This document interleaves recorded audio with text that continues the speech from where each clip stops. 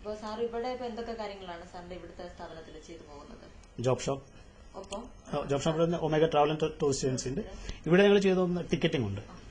ആയിട്ട റെക്കഗ്നൈസ്ഡ് ആണ്, ticketing agent ആണ്. Inbound and out bound tourism handle ചെയ്യുന്നുണ്ട്. സാർ ഇപ്പോൾ തന്നെ ധാരാളം ആളുകൾക്ക് ജോലി കൊടുക്കുന്നതിന് വേണ്ടിയിട്ടും ഇപ്പോൾ പുതിയൊരു ഷോപ്പൊക്കെ തുടങ്ങിയതിന് ശേഷം ഒരുപാട് പേർക്ക് ഒരു ജോലി കൊടുക്കുന്നതിനൊക്കെ വേണ്ടിയിട്ടുള്ള സഹായ ഹസ്തങ്ങളൊക്കെ ആയിട്ട് സാർ ഇങ്ങനെ നിൽക്കുന്നുണ്ട്. അപ്പോൾ തന്നെ സാറിന് ഈ സ്ഥാപനങ്ങളൊക്കെ നടത്തിക്കൊണ്ട് പോകുമ്പോൾ ധാരാളം സാറിന് ഒരുപാട് ഓഫീസ് സ്റ്റാഫിനെയൊക്കെ ആവശ്യം വരുന്നുണ്ട്. അപ്പൊ അവരൊക്കെ സാറുമായിട്ടുള്ള സഹകരണം എങ്ങനെയാണ്? ഓഫീസുമായിട്ടുള്ള ഡീലിങ്സ്, അത് കാര്യങ്ങളൊക്കെ പറയും. ഒരു ബിസിനസിനെ കുറിച്ച് സംസാരിക്കുമ്പോൾ അല്ലെങ്കിൽ ഏതൊരു സംരംഭത്തെ കുറിച്ച് സംസാരിക്കുമ്പോഴും ഒരു ടീം വർക്കാണ് അതിൽ പ്രമുഖമായിട്ട് വരുന്നത്. ഒരാൾക്കൊറ്റയ്ക്ക്, ഞാൻ ഒറ്റയ്ക്ക് വിചാരിച്ചാൽ ഒന്നും നടക്കില്ല എന്നുള്ള ഒരു വിശ്വാസം തന്നെ എനിക്കുണ്ട്. അതൊരു ടീം വർക്കിലൂടെ നമുക്ക് ഒത്തൊരുമിച്ചുള്ള പ്രവർത്തനത്തിലൂടെ മാത്രമേ ഏതൊരു കാര്യവും നമുക്കൊരു സക്സസ്ഫുൾ ആക്കി എടുക്കാൻ പറ്റുള്ളൂ. വിജയത്തിലെത്തിക്കണമെങ്കിൽ അതൊരു ശരിയായൊരു ടീം വർക്ക് തന്നെ വേണം. എന്നെ സംബന്ധിച്ചിടത്തോളം ജോലിക്കാരുമായിട്ടും അല്ലെങ്കിൽ ജോലിക്കാരെന്ന രീതിയിൽ ഞാൻ അവരെ കാണാറില്ല. എന്റെ കൊളീഗ്സുമായിട്ട് ഞാൻ വളരെ നല്ല രീതിയിൽ നല്ല ബന്ധമാണ് എനിക്കുള്ളത് എല്ലാവരുമായിട്ടും. അവര് വളരെ സഹകരണത്തോടുകൂടി തന്നെയാണ് ഈ സ്ഥാപനത്തിന്റെ ഉയർച്ചയ്ക്ക് വേണ്ടി പ്രവർത്തിക്കുന്നത്.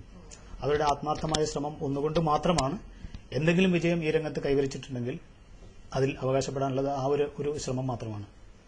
പിന്നെ ബാക്കിയുള്ളത് ഞാൻ ഐഡിയ കൊടുക്കും, അത് പ്രാവർത്തികമാക്കുന്നത് തീർച്ചയായും എന്റെ കൂടെ നിൽക്കുന്നവരാണ്, എന്റെ കൊളീഗ്സാണ്.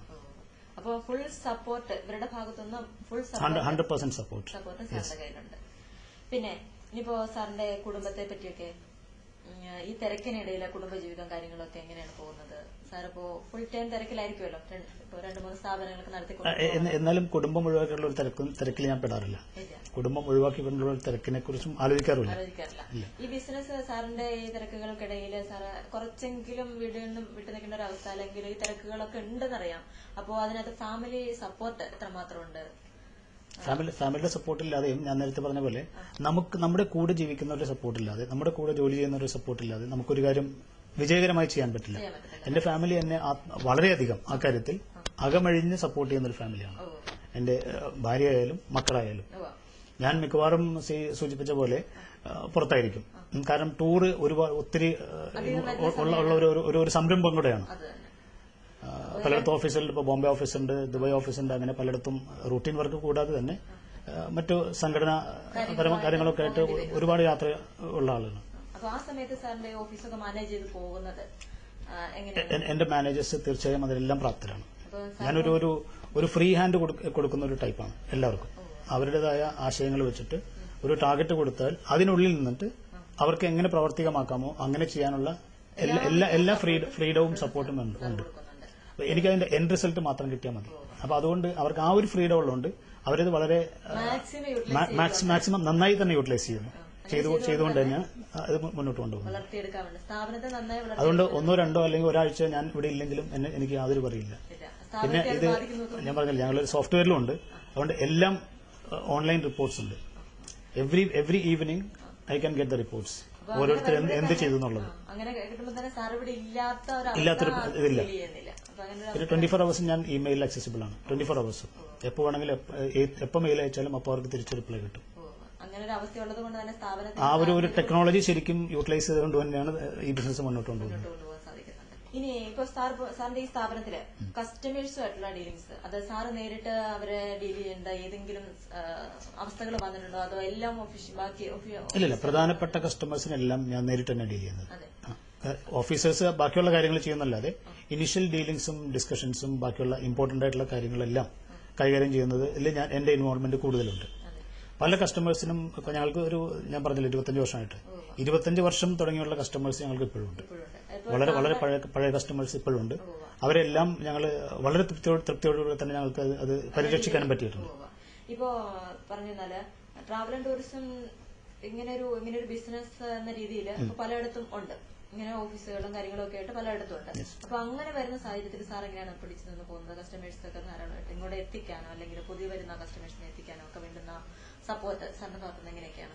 ഏത് ബിസിനസ് രംഗത്തും ഒരു ബിസിനസിന്റെ ആധിക്യം, അതായത് നമ്പർ ഓഫ് ഓപ്പറേറ്റേഴ്സ് കൂടുതലുണ്ടെന്നുള്ളത് ഒരു ബിസിനസിനെയും തളർത്തില്ല. നമ്മുടെ സർവീസ് എങ്ങനെയുണ്ടെന്നുള്ളത് മാത്രം കസ്റ്റമേഴ്സ് നോക്കുള്ളൂ. If you can provide quality service, yes you have won in that game. ആ ഒരു വിശ്വാസമാണ്. ക്വാളിറ്റി സർവീസ് നമ്മൾ എവിടെയും കോംപ്രമൈസ് ചെയ്യാതെ, ഒരു കാര്യത്തിലും ഒരു വിട്ടുവീഴ്ചയും ചെയ്യാതെ നമുക്ക് സർവീസ് മുഴുവനായി അവരുദ്ദേശിക്കുന്ന രീതിയിൽ കൊടുക്കാൻ കഴിഞ്ഞാൽ ഒരിക്കലും ഒരു കസ്റ്റമർ നമ്മളെ വിട്ടുപോകുന്ന പ്രശ്നമില്ല. സർവീസിൽ എന്തെങ്കിലും അപാകതയുണ്ടെങ്കിൽ നമ്മൾ വേറെ ആരെയും കുറ്റം പറഞ്ഞിട്ട് കാര്യമില്ല, കസ്റ്റമേഴ്സ് താനെ വിട്ടുപോകും. അങ്ങനെ എന്തെങ്കിലും അവസ്ഥകൾ ഉണ്ടായിട്ടുണ്ടോ സാർ? അതായത് ഇല്ല, ഇതുവരെ അങ്ങനെ കസ്റ്റമേഴ്സ് ഞങ്ങളുടെ സർവീസിന്റെ കാര്യത്തിൽ ഒരു കുറ്റം പറഞ്ഞിട്ടോ അല്ലെങ്കിൽ അതിന് ഒരു അതൃപ്തി കാണിച്ചിട്ടോ പോയിട്ടുള്ള ഒരു കേസും ഇല്ല. മറിച്ച് ഞങ്ങൾ ഡീൽ ചെയ്യുന്ന പല കസ്റ്റമേഴ്സും, എസ്പെഷ്യലി ഇപ്പോൾ ഓവർസീസ് റിക്രൂട്ട്മെന്റ് രംഗത്താണെങ്കിൽ, ഇപ്പോൾ ദുബായ് പോർട്ട് വേൾഡ് ഞങ്ങളൊരു കസ്റ്റമറാണ്. ഇവിടെയും അവർ വല്ലാർപാടം ടെർമിനലൊക്കെ ചെയ്യുന്ന ദുബായ് പോർട്ട് വേൾഡ്, അവരുടെ ദുബായിലും സിംഗപ്പൂരിലുള്ള കമ്പനികളിലൊക്കെ ഞങ്ങൾ തന്നെയാണ് ആളുകളെ സപ്ലൈ ചെയ്തുകൊണ്ടിരിക്കുന്നത്. ഇവരിപ്പോൾ ഞങ്ങൾക്ക് പുതിയൊരു അസൈൻമെന്റ് കൂടെ തന്നിരിക്കുന്നത്, റിക്രൂട്ട്മെന്റ് കൂടാതെ പുതിയൊരു അസൈൻമെന്റ് തന്നിരിക്കുന്നത് ഇവിടെ പല ടെക്നിക്കൽ ഇൻസ്റ്റിറ്റ്യൂഷൻസുമായിട്ട് ഒരു ടൈപ്പ് ഉണ്ടാക്കാൻ വേണ്ടിയിട്ട് ഞങ്ങളെയാണ് അവർ ഏൽപ്പിച്ചിരിക്കുന്നത്. ഇന്ത്യയിൽ ഒരു ഏജന്റ്, വേൾഡ് വൈഡ് ആയ ഒരു ഏജന്റിനെ ഇതുവരെ സെലക്ട് ചെയ്തിട്ടുള്ളൂ. അത് ഭാഗ്യവശാൽ ഞങ്ങൾക്കാണ് അത് കിട്ടിയിരിക്കുന്നത്. കാരണം അതായത് ഇപ്പൊ ഞങ്ങൾ ചെയ്യുന്ന സർവീസുകൾ കൂടാതെ പുറമേയുള്ള സർവീസുകളും ഞങ്ങളെ തന്നെ ഏൽപ്പിക്കുന്ന ഒരു രീതിയിലേക്ക് ഒരു കസ്റ്റമർ പോകണമെങ്കിൽ തീർച്ചയായും ഞങ്ങളുടെ സർവീസിലുള്ള മതിപ്പ് തന്നെയാണ് അത് കാണിക്കുന്നത്. അതേപോലെ ഇപ്പൊ ഗൾഫാർ ഗ്രൂപ്പ് ഞങ്ങളൊരു കസ്റ്റമറാണ്. വളരെ വർഷങ്ങളായിട്ട്, ഏകദേശം ഞങ്ങൾ തുടങ്ങിയ കാലം മുതലുള്ള ഞങ്ങളൊരു കസ്റ്റമറാണ്. അവരും പല കാര്യങ്ങൾക്കും, റിക്രൂട്ട്മെന്റ് രംഗത്ത് അല്ലെങ്കിൽ ട്രാവൽ രംഗത്തല്ലാത്ത പല കാര്യങ്ങൾക്കും, എസ്പെഷ്യലി ഞങ്ങൾക്ക് ട്രെയിനിങ് ഉണ്ട്. മിനിസ്ട്രി ഓഫ് മാൻ പവർ അവിടുത്തെ സ്വദേശവൽക്കരണത്തിന്റെ ഭാഗമായി ഈ ഒമാൻ സിറ്റിസനെ സെലക്ട് ചെയ്തിട്ട് അവരെ റിക്രൂട്ട് ചെയ്തിട്ട് പല കൺട്രികളിലേക്കും ട്രെയിനിങ്ങിനായിട്ട് അയക്കുന്നുണ്ട്. വൊക്കേഷണൽ ട്രെയിനിങ്, വെൽഡിംഗ് ഉണ്ട്, ഫാബ്രിക്കേഷൻ ഉണ്ട്, including hair cutting we have trained. അപ്പോൾ അവരൊരു 10 മാസം 12 മാസം 18 മാസമുള്ള കോഴ്സുകളെ സെലക്ട് ചെയ്തിട്ട് ഒമാനീസ് 100 പേരും 150 പേരൊക്കെ ഉള്ള ഒരു ബാച്ച് ഇവിടെ കേരളത്തിൽ വന്ന് താമസിച്ച് ഞങ്ങളെ ട്രെയിനിങ് എടുത്ത് തിരിച്ചു പോകുന്നവരുണ്ട്. അപ്പോൾ ഇതൊക്കെ ഇത്തരം ഈ മേഖലയുമായിട്ട് നേരിട്ട് ബന്ധമില്ലാത്ത ഒരുപാട് കാര്യങ്ങൾ ഞങ്ങൾക്ക് പ്രാപ്തിയുണ്ട്, കഴിവുണ്ട് എന്നതിന്റെ ഒറ്റ അടിസ്ഥാനത്തിൽ അവർ റിലയബിലിറ്റി മാത്രം അടിസ്ഥാനമാക്കി ഞങ്ങളുടെ അടുത്തേക്ക് വരുന്നുണ്ട് പല ബിസിനസ്സുകൾ, പുതിയ മേഖലകൾ പോലും. അതിന്റെയൊക്കെ ഞാൻ കാണുന്ന ഒരു നല്ല വശം തീർച്ചയായും ഞങ്ങളിലുള്ള മതിപ്പും ഞങ്ങളിലുള്ള ഒരു ആത്മവിശ്വാസമാണ് കമ്പനികൾക്ക്. ഇപ്പോ സാറിന് പൊതുജനങ്ങളോട്, അതായത് സാറിന്റെ ഈ ബിസിനസ്സും കാര്യങ്ങളും ഒക്കെ ആയിട്ട് ഇങ്ങനെ ബന്ധപ്പെട്ട് സാർ പല മേഖലകളിൽ വർക്ക് ചെയ്തും പല ആളുകളുമായിട്ടും പല തലങ്ങളിലുള്ളവരുമായിട്ടും സാറിന് നല്ലൊരു ബന്ധമുണ്ട്. അപ്പൊ ഇതെല്ലാം കൂടി വെച്ചുകൊണ്ട് നല്ലൊരു ബിസിനസ് സംരംഭത്തിനെ എങ്ങനെ കൊണ്ടുപോകാം എന്നുള്ളതിനെ പറ്റിയിട്ട് പൊതുജനങ്ങളോട് സാറിന് കൊടുക്കാനുള്ള ഒരു കാര്യം എന്താണ്? സാറിന്റെ ഒരു അഭിപ്രായം എന്താണ്? സജഷൻ എന്താണ്? എന്ത് ചെയ്താലും വളരെ ആത്മാർത്ഥമായിട്ട് ചെയ്യുക, വളരെ ആത്മാർത്ഥമായിട്ട് ചെയ്യുക. അതിൽ യാതൊരു വിട്ടുവീഴ്ചയും കാണിക്കരുത്.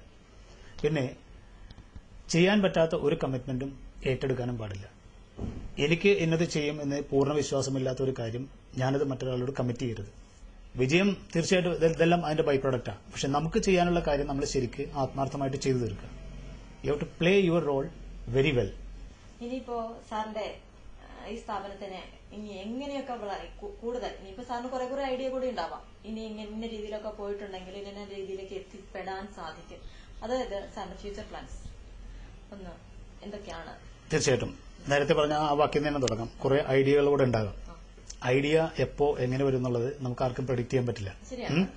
മിക്കവാറും എന്റെ ബിസിനസ്സിൽ പലപ്പോഴും എനിക്ക് വന്നിരിക്കുന്ന എല്ലാ മാറ്റങ്ങൾക്കും കാരണം പുതിയ ഐഡിയകൾ തന്നെയാണ്.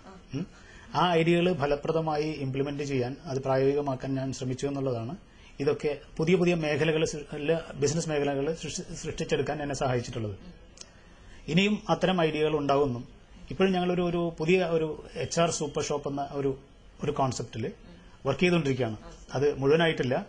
ഒരു സൂപ്പർ മാള് പോലെ റിക്രൂട്ട്മെന്റ് രംഗത്ത് ഒരു വിപ്ലവം എന്ന നിലയ്ക്ക് കംപ്ലീറ്റ്ലി ഓൺലൈൻ റിക്രൂട്ട്മെന്റും ഓഫ്ലൈൻ റിക്രൂട്ട്മെന്റും സംയോജിപ്പിച്ചുകൊണ്ട് ഒരു HR സൂപ്പർ മോൾ, HR സൂപ്പർ ഷോപ്പ് എന്നാണ് ഞങ്ങൾ അതിന് പേരിട്ടിരിക്കുന്നത്. അത് വിവിധ രാജ്യങ്ങൾ അതിൽ പങ്കെടുക്കുകയും ആ രാജ്യങ്ങളിലെ ജോബ് സീക്കേഴ്സിന് അതിൽ കൊണ്ടുവരികയും അവരുടെ ബയോഡാറ്റാസ് അതിൽ പ്രദർശിപ്പിക്കുകയൊക്കെ ചെയ്യും. അപ്പോൾ ഇപ്പോൾ ഫോർ എക്സാമ്പിൾ ഒരു ഗൾഫ് കൺട്രിയിലുള്ള ഒരാൾക്ക് പല രാജ്യങ്ങളിൽ നിന്നും ജോലിക്കാരെ തിരഞ്ഞെടുക്കേണ്ട ഒരു സന്ദർഭമുണ്ട് ഇപ്പോൾ. കാരണം അവരുടെ ജോബ് ഡിസ്ട്രിബ്യൂഷൻ അങ്ങനെയാണ്, അവർ ഓഫർ അലോട്ട് ചെയ്യുമ്പോൾ. അപ്പോൾ ഇന്ത്യൻസിനെയും പാകിസ്ഥാനികളെയും ഫിലിപ്പൈനെയും ശ്രീലങ്ക അങ്ങനെയുള്ള വിവിധ രാജ്യങ്ങൾ ഇതിൽ വരുമ്പോൾ ഒരേ പോർട്ടലിൽ നിന്ന് ഒരേ സ്ഥലത്ത് നിന്ന് തന്നെ ഒരേ ജോബ് ഷോപ്പിൽ നിന്ന് തന്നെ എല്ലാവരെയും തിരഞ്ഞെടുക്കാനുള്ള ഒരു സൗകര്യം ഉണ്ടാവും. അതിന് ലോക്കൽ സർവീസ് പാർട്ട്നേഴ്സ് ഉണ്ടാവും എല്ലാ രാജ്യങ്ങളിലും. ഈ പറഞ്ഞ ഫിലിപ്പൈൻസ് അടക്കം, ശ്രീലങ്ക അടക്കം, ഇന്ത്യ, പാകിസ്ഥാൻ, ബംഗ്ലാദേശ് എവിടെ നിന്നൊക്കെ ആളുകളുണ്ട്. കുറച്ച് middle east countries, African countries ഉണ്ട്, നൈജീരിയ പോലുള്ള, അവിടെയൊക്കെ സർവീസ് പാർട്ട്നേഴ്സ് ഉണ്ടാവും. അപ്പൊ അവരായിരിക്കും ഇതിന്റെ ബാക്കിയുള്ള ജോലികൾ നിർവഹിക്കുക. ഇത് ആദ്യമായിട്ടാണ് ഒരു combination, super combo of offline and online service എന്നുള്ള നിലക്ക് വരുന്നത്. അപ്പൊ അങ്ങനെ പുതിയ ഐഡിയാസ് ഉണ്ട്, തീർച്ചയായും അതിനുവേണ്ടി ശ്രമിച്ചുകൊണ്ടിരിക്കുകയാണ്. പിന്നെ നാളെ ഏതാ ഐഡിയ, കാരണം ഈ ലോകം it's changing very fast. So we can't predict that what will happen tomorrow and what will be accepted tomorrow. So ഒരു ഡിസിഷൻ എന്ന് വെച്ചാൽ we will be accepting any changes which is good for the future.